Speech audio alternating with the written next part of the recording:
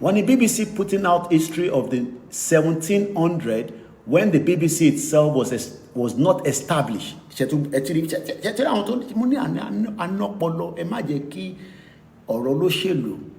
Kọ́ wá sọ fún wa nísìn pé ká lọ save Nigeria.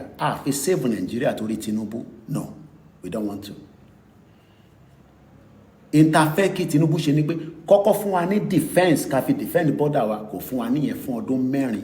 Tinubu allow kó pa ọmọ Yorùbá on a daily basis.